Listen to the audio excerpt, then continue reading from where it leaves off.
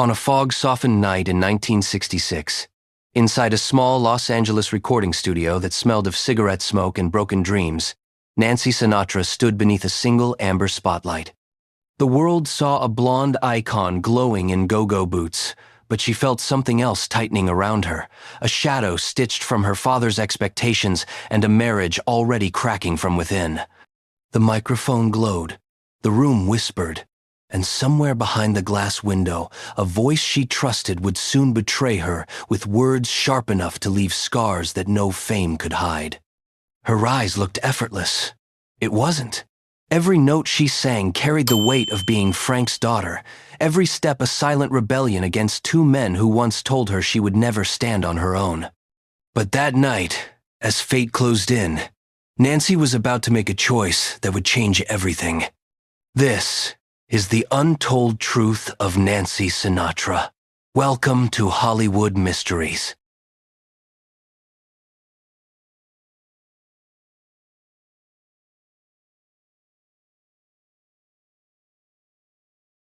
Long before the world saw Nancy Sinatra in her striking boots, long before her voice became a symbol of feminine rebellion, she was simply a quiet girl living inside a house, overflowing with fame, noise, and expectations she never asked for.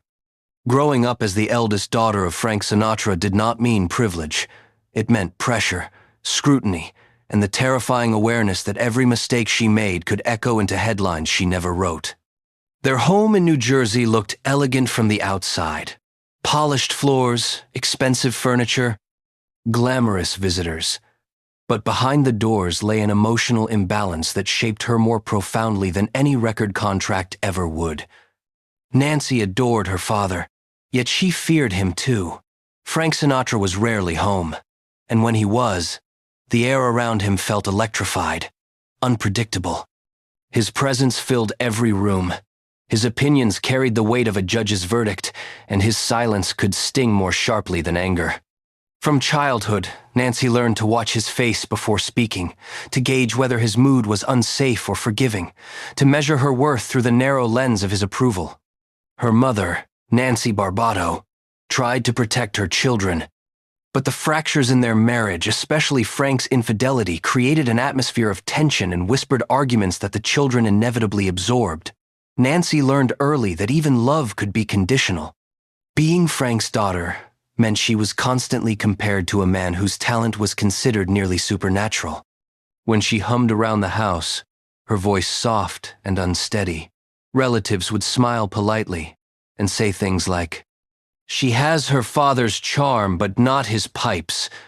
Comments meant as harmless grew into seeds of self-doubt. Nancy internalized a dangerous belief that she could never be enough. Not for the world, not for her father, not even for herself. Her early attempts at a singing career were met with skepticism. Record executives didn't see Nancy, they saw Frank's daughter who happened to sing. She lived in the shadow of a legend, a shadow that moved when he moved, spoke when he spoke, and swallowed the space where her identity should have been.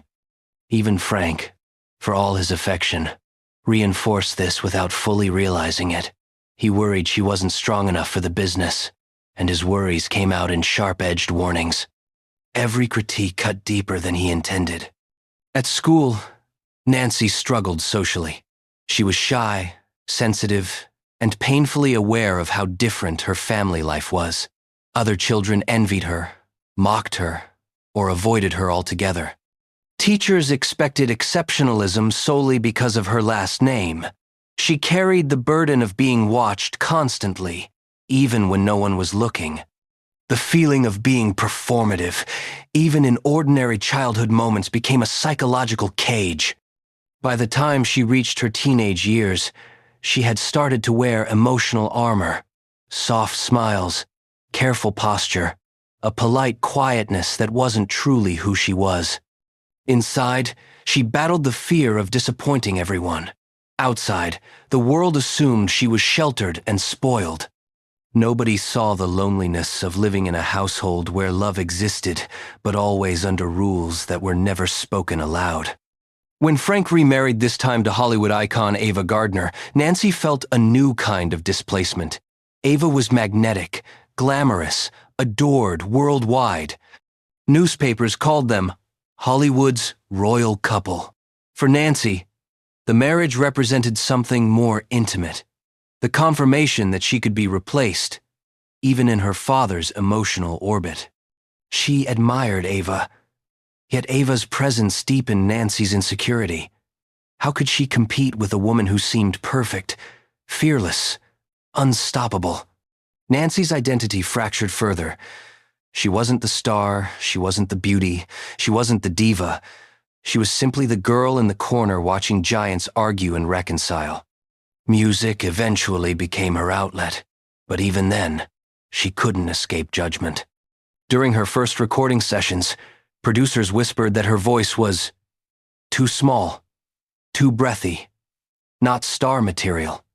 One executive even joked, "We're signing the Sinatra name, not her lungs." Nancy laughed politely, but inside, another piece of her confidence crumbled. Her career didn't fail due to a lack of talent. It stalled because nobody allowed her to be herself. The biggest contradiction of her life was simple and cruel. She grew up surrounded by applause, yet she never felt worthy of it. This emotional paradox became the root conflict that defined her adulthood, a lifelong war between the image she inherited and the identity she longed to claim. Every decision, every transformation, every song she would later sing was born from this early wound. The wound of being visible yet unseen, privileged yet powerless, loved yet never fully understood. For years, Nancy Sinatra felt like an afterthought in a world built for men with louder voices and sharper silhouettes. By the early 1960 seconds, she had already tasted the bitterness of disappointment. Several singles that faded before reaching the charts, producers who doubted her presence, and an industry silently waiting for her to give up and accept a quiet life as a celebrity's daughter. Her first recordings at Reprise Records barely stirred the airwaves. The label executives' men who toasted her father at private dinners whispered behind closed doors that Nancy was lovely, but not marketable. Each comment was a reminder that she was living in the corridors of a building that didn't want her inside. When she turned 25, Reprise Records prepared to drop her entirely. She received the news in an office lined with gold records, all belonging to her father. The symbolism was brutal. She was being dismissed in a room decorated with the very legacy that overshadowed her. Nancy left the meeting not with anger, but with a quiet, burning resolve. She refused to disappear. She refused to become another footnote in her father's biography. What happened next was not a miracle. It was reinvention, fueled by desperation and discipline. Nancy underwent vocal training with a rigorous coach who forced her to strip years of imitation and insecurity.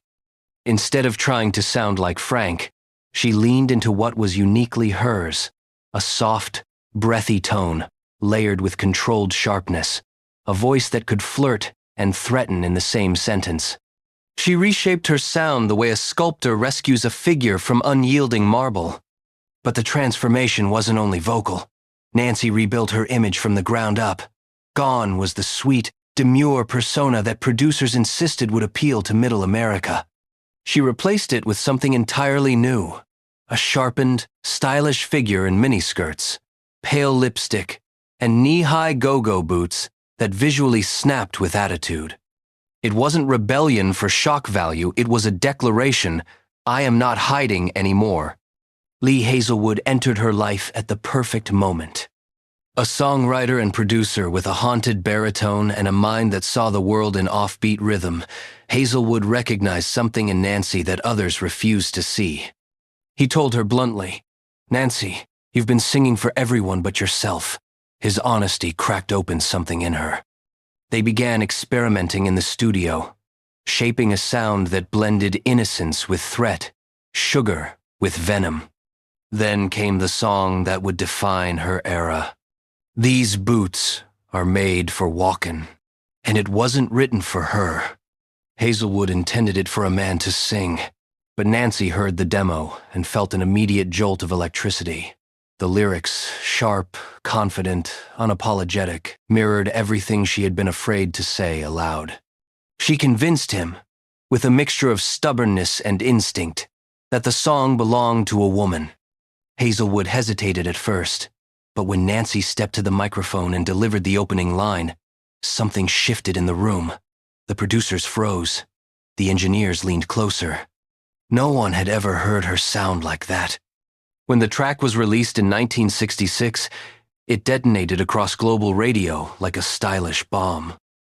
It climbed to No.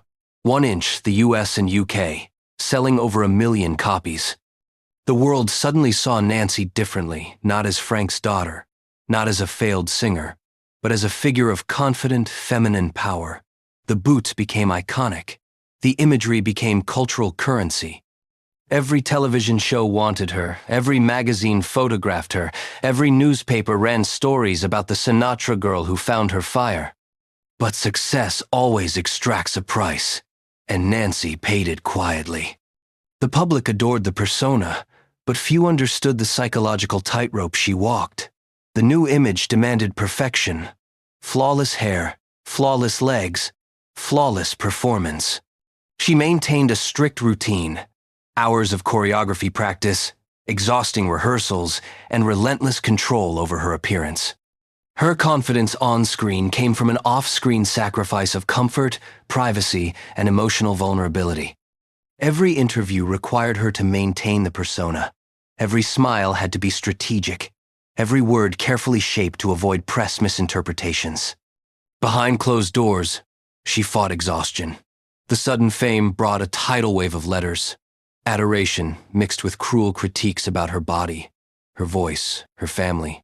She pretended it didn't affect her, but she read every line. The wounds from her childhood never being enough found new places to ache. And then came the fractures within her marriage to Tommy Sands. At first, Nancy believed that success would strengthen the relationship, that Tommy would be proud of her, maybe even grateful for the stability her fame brought. But instead, the opposite happened. As the world praised Nancy, Tommy grew distant, resentful. The more the spotlight focused on her, the more he felt erased. Publicly, they were still the young Hollywood couple. Privately, they were two ghosts passing each other in hallways. Tommy criticized her schedule, accused her of choosing fame over marriage, questioned her motives, mocked her efforts. Nancy endured it, telling herself she owed the marriage patience. After all, she had been raised to believe in loyalty, even when it hurt. Her father, Frank, disapproved of Tommy from the beginning and did little to hide it. His frustration now escalated. He believed Tommy was stifling Nancy's rise, and he was right in ways even he didn't fully see. Between the tension with her father and the suffocating disapproval from Tommy, Nancy found herself caught in a psychological crossfire. But despite everything, she continued to work.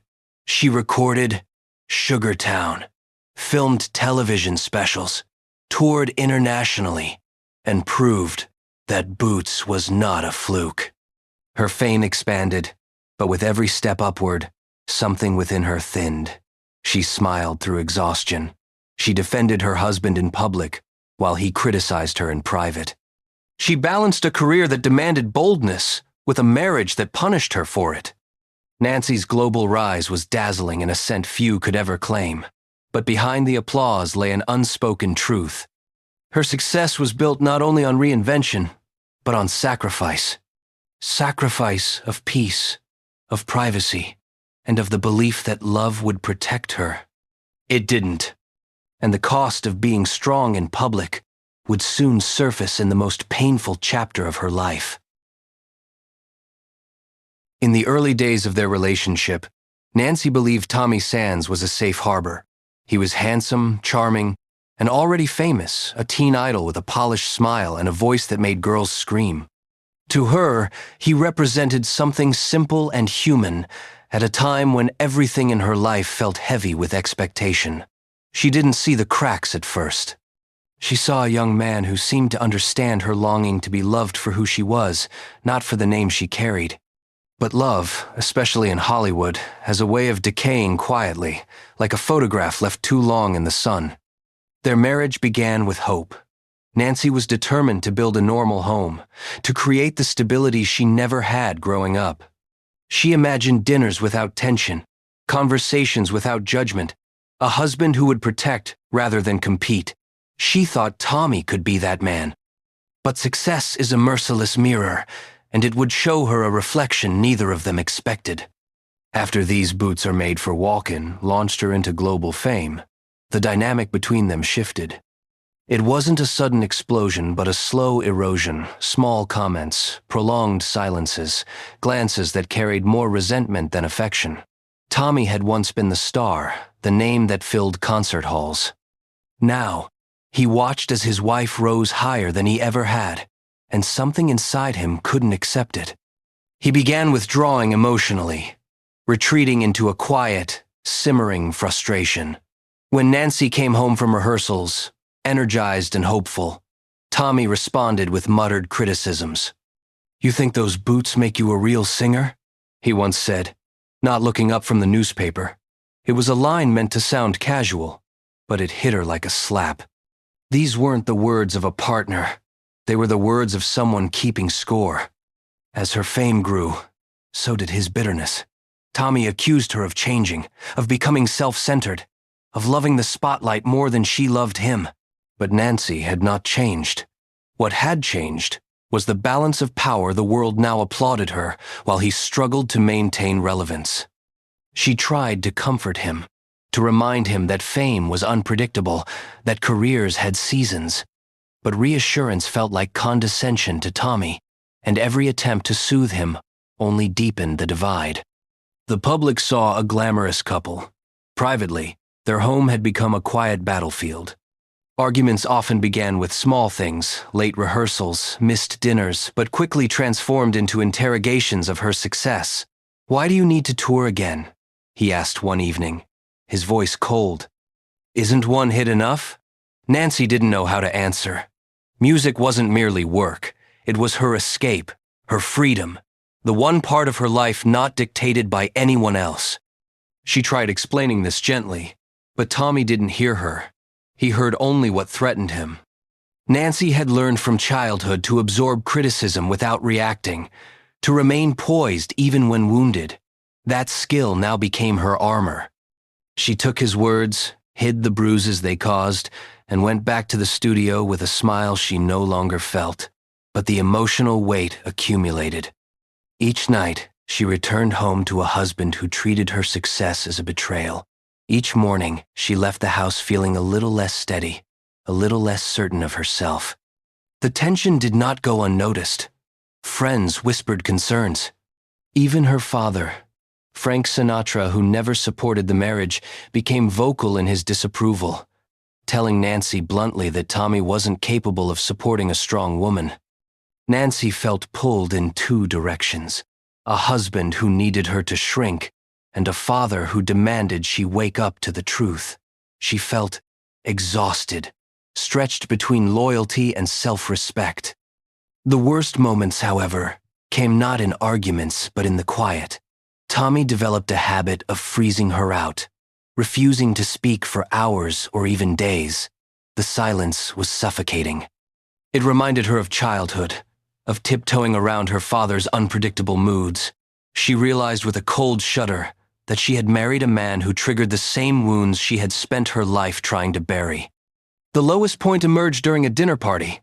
Surrounded by friends and acquaintances, someone praised Nancy's success. Tommy, holding a drink he had barely touched, said loudly enough for the entire table to hear, "Success looks different when your name does the heavy lifting." The room fell silent. Nancy felt the air leave her lungs. It wasn't just the humiliation, it was the cruelty of exposing her deepest insecurity in front of others. She smiled thinly, the way she'd learned to do as a child, but inside she felt something finally snap. After that night, Nancy stopped trying to salvage what remained of their marriage. She no longer excused his jealousy or softened his words with empathy. The truth was painfully simple. She had outgrown him, and he had chosen to resent her instead of growing with her. Their love, once tender, once hopeful, had become a cage. The final collapse came quietly, without dramatic shouting or broken plates. One morning, after another argument about her touring schedule, Tommy packed a suitcase.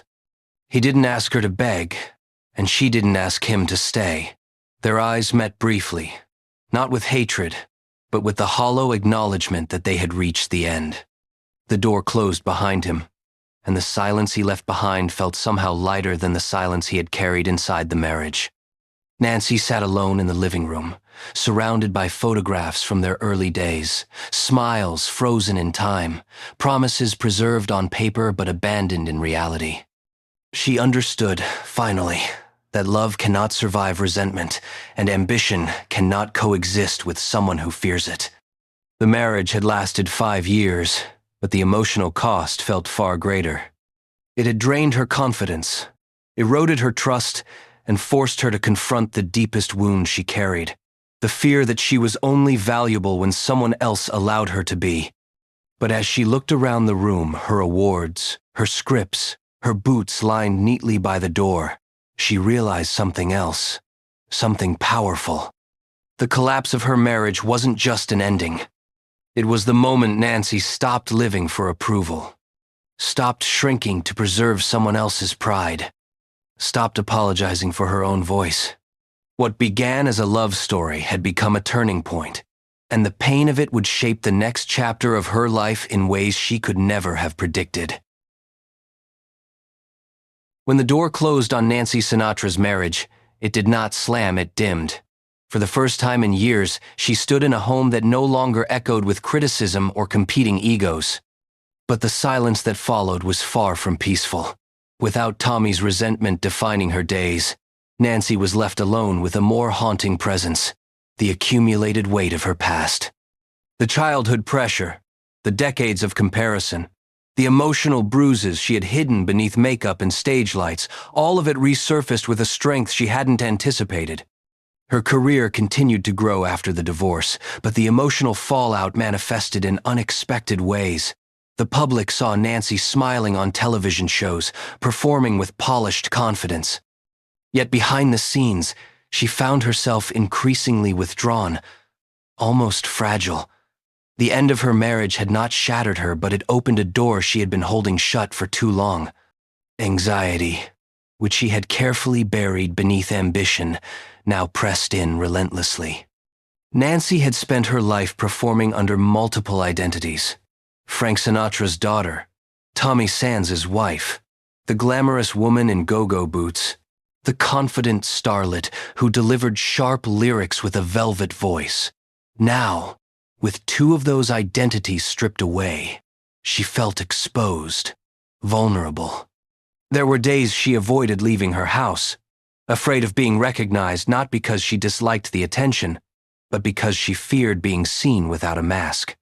Fame had rewarded her reinvention, but it had not prepared her for the emotional collapse that sometimes follows success. Those closest to Nancy noticed her growing restlessness. She often spoke about feeling suspended, as though the person on stage and the person in private were strangers. She questioned her worth constantly, fearing that her success had been an accident, a temporary trick of luck that could disappear as suddenly as it arrived. These insecurities were deeply rooted, and they resurfaced with a fierce intensity once her marriage fell apart. Her father's disapproval of Tommy Sands added another layer of complexity. Frank Sinatra had been her emotional weather system for decades, and even as an adult, she felt the gravitational pull of his opinions. After the divorce, Frank became more protective, sometimes overwhelmingly so. He wanted Nancy to rise above the collapse, to prove that she could stand without anyone holding her back. But his fierce love, intense, demanding, and often suffocating, only amplified Nancy's internal conflict. She longed for his approval, yet she also longed to break free from his shadow entirely. The music industry, meanwhile, shifted rapidly. The late 1900 and 60 Seconds introduced new sonic landscapes, psychedelic rock, political folk, experimental pop. Nancy's signature style, once electrifyingly modern, was suddenly at risk of becoming outdated. She feared irrelevance. She feared becoming a nostalgic act before she turned 30. So she pushed harder, recording collaborations with Lee Hazelwood, exploring darker tones, deeper emotional registers. Their duet album, Nancy and Lee, was a critical triumph, but even success brought complications. Rumors began swirling about the nature of Nancy's relationship with Hazelwood, rumors that were untrue but persistent, fueled by the emotional intensity of their music and the undeniable chemistry they projected. Nancy's public image became a battlefield between fascination and speculation. Some praised her confidence and artistic reinvention. Others tried to reduce her to scandal or gossip. The tabloids repeatedly dissected her wardrobe, her dating life, her role as Frank Sinatra's eldest daughter. Every headline seemed to pry at her personal life. Nancy tried to ignore the noise, but it grew louder with each passing year. Physically, the stress began to take a toll. The relentless touring schedules, strict beauty regimens, and pressure to maintain her image wore down her body. She experienced periods of exhaustion that forced her to cancel appearances. She spent long stretches resting in dimly lit rooms, curtains drawn, unfamiliar with the concept of true relaxation. Her insomnia, once occasional, became a constant shadow. There were nights she lay awake until dawn, mind racing, heartbeat unsteady, unable to silence the internal chorus of fears. There were persistent rumors in the industry about Nancy collapsing backstage during a rehearsal rumor she never publicly addressed. What is known is that during the late 1960 seconds, she confided in close friends that she was struggling with overwhelming emotional fatigue. She described it as standing in a room with no exit, a striking metaphor that captured the intensity of her internal turmoil. Therapy was still stigmatized at the time, especially among entertainers, but Nancy sought help quietly. She met with a counselor recommended by a family friend, someone who helped her process the overlapping pressures of fame, divorce, and lifelong identity struggles. These sessions were private, discreet, and essential. One of the most revealing insights from this period came from a rare interview Nancy gave years later. Reflecting on the emotional cost of her early career, she admitted, "I was proud of the work. I just wasn't sure I deserved it." It was a confession filled with vulnerability, and one that exposed the lingering scars of her upbringing and first marriage. Success had never erased the wound of feeling unworthy. It had simply covered it with sequins. As the 1970 seconds approached, Nancy faced another reckoning, her evolving role within her own family. Her father's career remained powerful, and Frank relied on Nancy in ways the public rarely saw. She managed aspects of his estate, handled personal affairs, and acted as a stabilizing force for him in turbulent years. This responsibility was an honor, but also a heavy emotional weight. Nancy often felt torn between serving her father and preserving her own identity. The world assumed she lived effortlessly among Hollywood royalty, but behind the scenes, she shouldered responsibilities that far exceeded what most daughters her age faced. Yet despite the chaos, both internal and external, Nancy found resilience. She poured her energy into causes she cared about, particularly supporting soldiers during the Vietnam War through her USO performances. While others criticized her for participating, Nancy saw it as a duty to bring comfort to young men facing unthinkable horrors. She traveled to dangerous locations, performing for troops who clung to fragments of home. The gratitude she received from soldiers would become one of the most meaningful chapters of her life. But even in these moments of service and purpose, the emotional cost remained heavy. She returned from tours exhausted, shaken by what she'd witnessed, and struggling to reconcile the horrors of war with the glamour of Hollywood. Nancy Sinatra never spiraled into addiction or reckless behavior, despite living in an industry overflowing with both. Her downfall was quieter, more internal, a collapse of confidence. a battle with exhaustion, a struggle to reconcile public image with personal truth. Her story does not fit the sensational narrative of self-destruction so common in Hollywood. Instead, it reveals something more complex. A woman fighting to reclaim herself from the emotional patterns she inherited, the men who underestimated her, and the industry that sought to define her before she could define herself. In time, Nancy learned that survival was not passive. It required active reclamation. She began choosing projects more deliberately, stepping away from the spotlight when necessary, rejecting roles that felt exploitative, and engaging with the world on her own terms. She built a second life, one grounded in family, philanthropy, and self-respect. She became a mother who vowed never to impose the pressures she once endured. And in caring for her father during his final years, she found a healing clarity. Love can be imperfect, fraught, even painful, and still transformative.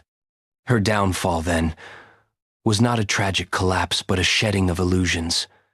The illusions of perfection, of needing approval, of mistaking fame for fulfillment. Through heartbreak and internal war, Nancy Sinatra emerged not broken, but finally whole enough to belong to herself. Her story, woven with glamour, shadows, resilience, and truth, remains one of Hollywood's most misunderstood journeys. It is not the tale of a woman undone, but of a woman who walked through fire and kept her boots on.